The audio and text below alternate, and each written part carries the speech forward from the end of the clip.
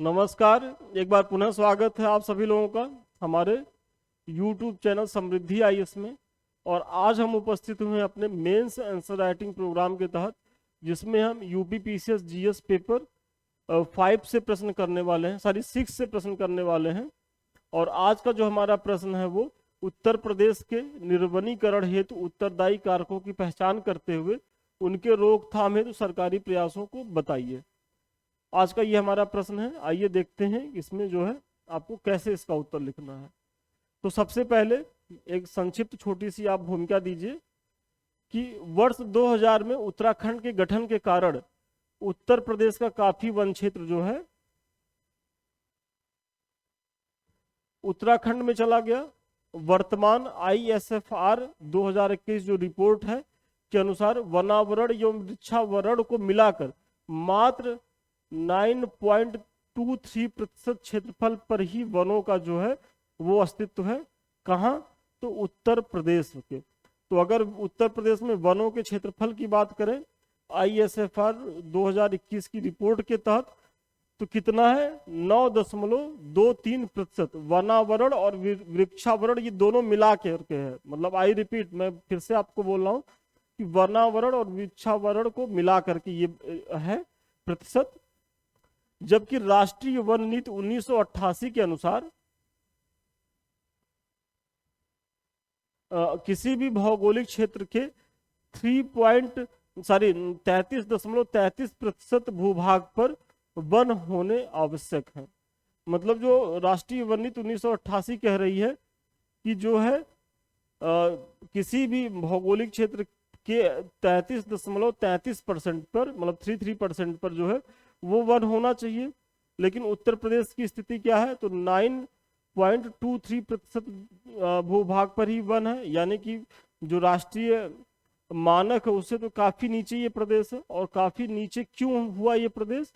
क्योंकि इसका जो एक भौगोलिक क्षेत्र जो उत्तराखंड था, जहाँ खूब हरियाली थी, पेड़ पौधे थे, वो आप सभी जान रहे होंगे कि 2000 में, वर्ष 2000 में वो उत्तर प्रदेश से अलग हो गया। तो अलग होने के बाद यहाँ जो है वन संपदा जो है वो बहुत कम हो गई। वही आप यहाँ बता रहे हैं। और फिर हाल के वर्षों में विकासात्मक योजनाओं एवं मानव जनित कार्यों से वनों के क्षेत्रफल में लगातार कमी आ रही है। मतलब जो उत्तर प्रदेश के निर्वनीकरण की बात है, तो आप पहले इस पॉइंट को बता रहे हैं कि उत्तर प्रदेश में निर्वनीकरण है, इसका प्रमाण दे रहे हैं। तो आप अपने उत्तर में आंकड़ा भी बता रहे हैं। और फिर अब आप बताइए कि निर्वनीकरण हेतु उत्तरदायी कारक कौन थे। चूंकि निर्वनीकरण है उत्तर प्रदेश में, आपने डाटा भी बता दिया। आपने ये भी बता दिया कि भाई उत्तराखंड किससे, मतलब जब उत्तराखंड अलग हुआ तो स्थिति और ज्यादा खराब हुई। ये सारी चीजें बता दी अपनी भूमिका में। अब जो है आप अपने मूल प्रश्न पे आइए कि इसका जो है कारक कौन से थे जिनके कारण ये स्थिति उत्पन्न हुई। तो सबसे पहले जो है वो मानव जनित कारक। भाई आप अगर वनों का उन्मूलन हो रहा है तो ये बढ़ती जनसंख्या के कारण, सबसे पहला कारण तो यही है। तो आपको यहाँ रटना नहीं है, बस ऐसे सोच सोच करके पॉइंट बनाना है। तो बढ़ती जनसंख्या के कारण कृषि क्षेत्र में तीव्र गति से विस्तार हो रहा है, जिससे वनों को काटना पड़ा। मतलब जनसंख्या बढ़ रही है, तो जनसंख्या बढ़ रही है तो उसको भोजन चाहिए, और भोजन के लिए जो जंगल थे उनको काट करके खेती योग्य उनको बनाया जा रहा है। तो इससे जंगलों का जो है वो अस्तित्व धीरे धीरे कम हो रहा है। और ये आप खुद ऑब्जर्व कर सकते हैं। आप अपने गांव के आसपास क्षेत्रों में देखिए, वहाँ आप आज के 10 साल पहले जिस लेवल पे आप वनों की संख्या पा रहे होंगे, पेड़ों की संख्या पा रहे होंगे, वृक्षों की, अभी वो स्थिति नहीं नजर आती है। तो वही कारण है कि जनसंख्या वृद्धि। फिर दूसरा, उद्योग धंधों एवं ऊर्जा की पूर्ति हेतु वनों का तेजी से कटाव। भाई फिर उद्योग धंधों का भी विकास हो रहा है, तो उसमें भी वनों का तेजी से कटाव हो रहा है। और विशेषकर अगर आप पश्चिमी उत्तर प्रदेश में आप देखेंगे तो ये चीजें और ज्यादा आपको देखने को मिलेंगी। फिर वर्तमान में जंगलों में आग लगने की घटनाएं आम हो गई हैं, जो निर्वनीकरण का एक बड़ा कारण बनते जा रहे हैं। देखिए ग्लोबल वार्मिंग से क्या है कि इतनी ज्यादा गर्मी पड़ रही है। अभी आप हाल ही में उदाहरण देखिए, उत्तराखंड में कितनी भीषण आग लगी है। कि उसको जो है स्टेट सरकार जो है उसको कंट्रोल ही नहीं कर पा रही है, और वो सेना उसको कंट्रोल कर रही है, नियंत्रित कर रही है। तो ये जो जंगलों में आग लग रही है, तो इससे भाई वन सब नष्ट हो रहे हैं। तो ये आप बता देंगे। चूंकि प्रदेश की एक बड़ी आबादी गरीबी रेखा के नीचे जीवन यापन कर रही है, अतः वे ईंधन की आवश्यकताओं हेतु भी आज भी वनों पर निर्भर है। मतलब मोदी जी ने भले ही जो है वो सिलेंडर तो खूब बांट दिया, लेकिन चूंकि सिलेंडर बांटने से चीजें आसान नहीं हुई, बल्कि जो गरीब लोग हैं उनकी स्थिति और दयनीय हो गई, क्योंकि इतना महंगा है कि इसको लोग भरा नहीं पा रहे। एक बार आया फिर भरा नहीं पा रहे हैं, और फिर वही वो अपने परंपरागत तरीके से जो है जो ईंधन के साधन थे उसी पर वो फिर जाके निर्भर हो गए हैं। तो वही आप इसमें बता रहे हैं कि भाई चूंकि गरीबी रेखा के नीचे हैं, तो वो जो है अपने सिलेंडर को रिफिल नहीं करवा पाते हैं, तो वो वनों के ही अवशेषों पर निर्भर हैं। तो ये जो है ये मानव जनित कारक है। फिर वनों उन्मूलन का प्राकृतिक कारक भी है। मतलब इसको आप दो भागों में बांट के दिखाइए कि जो निर्वनीकरण होता है वो मानव जनित भी होता है और कुछ प्राकृतिक कारण भी होते हैं। तो प्राकृतिक कारण क्या है?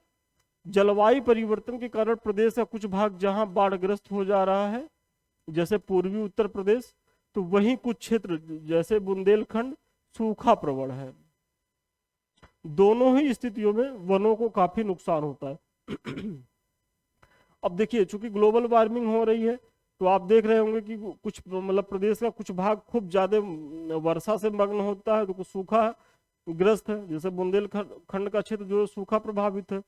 वहीं अगर पूर्वी उत्तर प्रदेश की जगह आप देखेंगे, क्षेत्र को देखेंगे, तो वो बाढ़ग्रस्त है। तो ऐसी स्थिति में जो है वो वनों की क्षति होती है, आप वो बता दे रहे हैं। फिर दूसरी जो व्यवस्था है, वर्तमान समय में वृक्षों में रोगों की प्रवृत्ति बढ़ती जा रही है। आप अपने आसपास देख रहे होंगे जो वृक्ष है उसमें कुछ ऐसे रोग लग जा रहे हैं कि वो मतलब हरा भरा पेड़ साल दो साल में वो सूख जा रहे हैं। तो वही आप इसकी बात कर रहे हैं कि जिससे एक बड़ा क्षेत्र निर्वनीकरण की समस्या से प्रभावित है। देखिए, हम तो विशेषकर पूर्वी उत्तर प्रदेश से संबंधित हैं, मतलब वहीं रहने वाले हैं, और वहां मैं देख रहा था कि वहां सागौन वगौन का बहुत मतलब व्यापक स्तर पे वृक्षारोपण किया गया है। हमारे यहाँ खुद ही करीब 1000 पेड़ लगाया गया था। लेकिन अभी क्या उन पेड़ों में हम लोग देख रहे हैं कि कुछ ऐसे रोग लग गए हैं कि जो उसको दीमक की तरह मतलब वो खोखला करते जा रहा है, वो सूख जा रहा है। तो ये समस्या जो है आजकल प्रदेश में जो है ये आम होती जा रही है। ये सारी चीजें आप बता देंगे। फिर विदेशज आक्रामक प्रजातियों का प्रवेश, जैसे यूकेलिप्टस। भाई कुछ ऐसी प्रजातियां भी आ गई हैं वृक्षों की कि जो अन्य जो वृक्ष हैं उनको पनपने ही नहीं दे रही हैं। यदि आप भूल करके भी कहीं यूकेलिप्टस लगा दिए, तो ये आसपास के जो वृक्षों को वो प्रभावित करेगा, मृदा की गुणवत्ता को प्रभावित करेगा, पानी का लेवल नीचे हो जाएगा। तो ये सारी चीजें भी जो है वो देखने को मिल रही हैं। तो ये जो है ये प्राकृतिक कारक है निर्वनीकरण के। देखिए, आगे बढ़ने से पहले एक महत्वपूर्ण सूचना, आप सभी जान रहे हो कि आप लोग की जो परीक्षाएं हैं वो डिले हो गई हैं। तो अभी जो समय है वो मुख्य परीक्षा का है, और ये 3 से 3.5 महीना आप कस के मुख्य परीक्षा को पढ़ लीजिए। क्योंकि विश्वास मानिए कि यदि आप मुख्य परीक्षा को कायदे से नहीं पढ़ेंगे, उसके बाद सोचेंगे कि हम जो है प्रीलिम्स के बाद जा करके मुख्य परीक्षा बहुत बेहतर तैयार कर लेंगे, तो आप रणनीतिक दृष्टि से बहुत बड़ी गलती कर रहे हैं। और अभी आप लोगों के लिए तो चलिए एक सुनहरा अवसर भी है मुख्य परीक्षा पढ़ने का, क्योंकि इस बार सीटें भी बहुत अच्छी हैं। तो अगर आप लोगों की मुख्य परीक्षा तैयार रहेगी तो आपकी सफलता जो है वो बहुत ज्यादा सुनिश्चित होगी।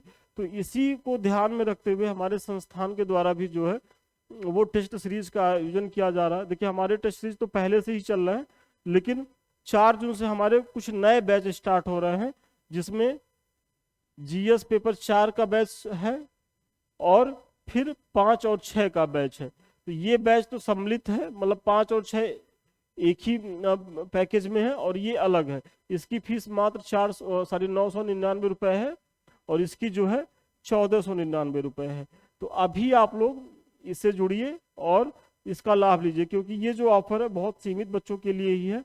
अधिक जानकारी के लिए 7303307507 पे संपर्क करें, ऑफिस के लोग और बेहतर बताएंगे।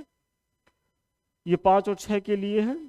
देखिए यहाँ हम थोड़ा सा आपको बता दें कि इसके द्वारा हम कराते क्या है कि डेली मंडे टू फ्राइडे जो है हम आपको प्रत्येक दिन 2 क्वेश्चन देते हैं, और शाम को उसका जब आप पीडीएफ में बना के भेजते हैं तो देखिए इसी तरीके से मूल्यांकन हो जाती है आपकी कॉपी का।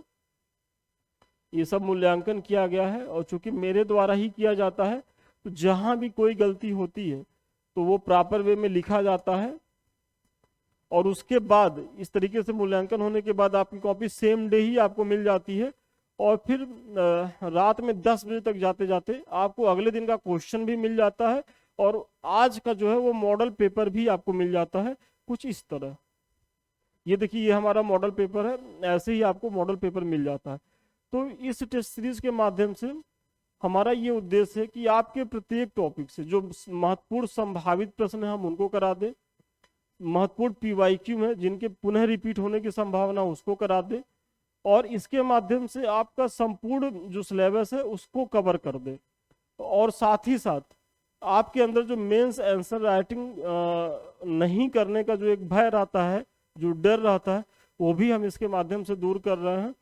और यहाँ चूंकि बहुत अच्छे अच्छे बच्चे आंसर राइटिंग कर भी रहे हैं ग्रुप में, तो जब आप जुड़ेंगे, जब उनकी कॉपी को देखेंगे तो आपके अंदर एक स्वस्थ प्रतिस्पर्धा भी आएगी, एक मोटिवेशन भी मिलेगा। तो ये आप लोगों के लिए बहुत ही लाभदायक है। अभी आप लोग स्टार्ट हो रहे जो हमारा प्रोग्राम, इससे जुड़िए। नंबर तो मैंने आपको बता ही दिया है। चलिए अब आप प्रश्न के अगले भाग पे आइए। चूंकि पीछे आपने निर्वनीकरण की उत्तर प्रदेश की स्थिति को बता दिया है कि भाई उत्तर प्रदेश में वाकई में निर्वनीकरण की समस्या है, उसका प्रमाण दिया। फिर निर्वनीकरण के कारकों को आपने बताया है, प्राकृतिक कारण को बताया है, फिर मानव जनित जो कारक है उसको आपने बता दिया है। अब अगला पॉइंट है, चूंकि 12 अंक का प्रश्न है तो इसमें एक चीज और पूछा गया है कि इसकी रोकथाम हेतु उत्तर प्रदेश सरकार द्वारा उठाए गए कदम क्या है।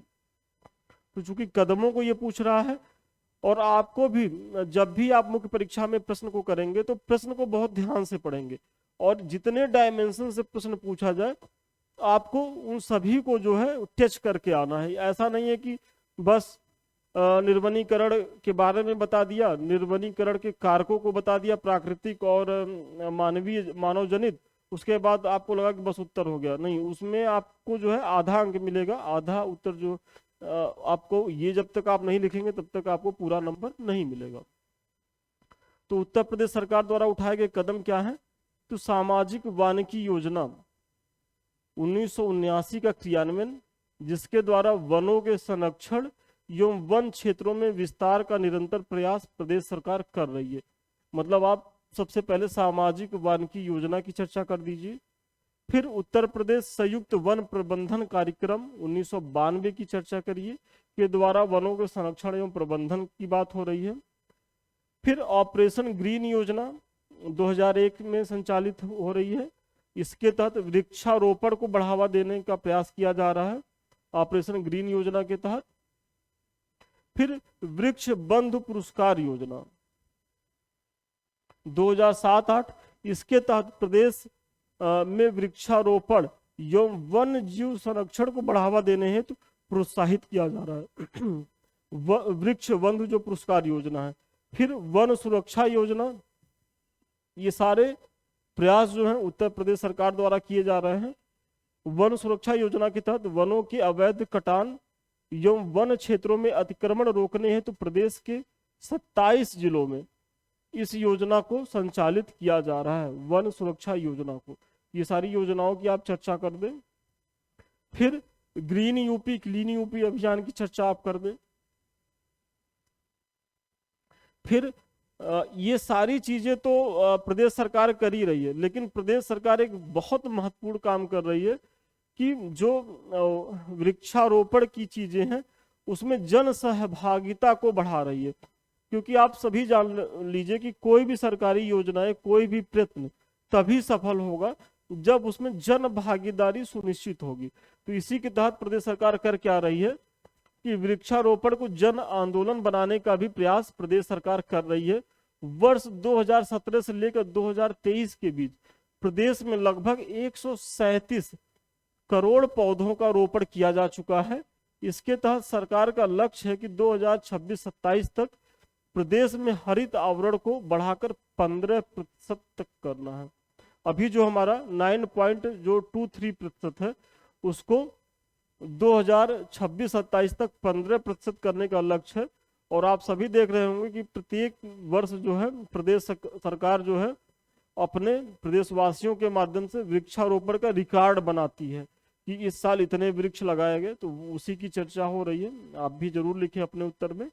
फिर इस प्रकार कहा जा सकता है कि प्रदेश सरकार वनों के कटाव को रोकने और नए पौधों को लगाने के लिए महत्वपूर्ण प्रयास कर रही है। तो आज के जो हमारे प्रश्न का उत्तर वो यहीं तक था। इस प्रश्न के माध्यम से मुझे बहुत उम्मीद है कि आप लोगों को भूमिका कैसे लिखनी है, बीच का पार्ट कैसे लिखना है, निष्कर्ष कैसे लिखना है, इसके बारे में कुछ हम सिखा समझा पाए होंगे। फिर ये लास्ट में देखिए, ये हमारे समृद्धि आईएएस का टेलीग्राम चैनल है। यहाँ आपकी परीक्षा से उपयोगी बहुत सी जानकारियाँ निःशुल्क दी जाती हैं, तो इससे तो जुड़िए ही जुड़िए। साथ ही साथ ये हमारे समृद्धि आईएएस का यूट्यूब चैनल है, आप लोग इसे लाइक करिए, सब्सक्राइब करिए, शेयर करिए।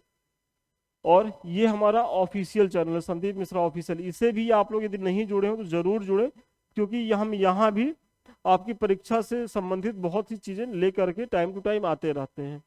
और अगर आप हमारे किसी बैच से जुड़ना चाहते हैं तो 7303307507 पे संपर्क करें, ऑफिस के लोग और बेहतर बताएंगे। तो चलिए आज के लिए इतना ही, पुनः मिलते हैं नए वीडियो में नए क्लास के साथ। तब तक के लिए धन्यवाद, शुभकामनाएं आपको।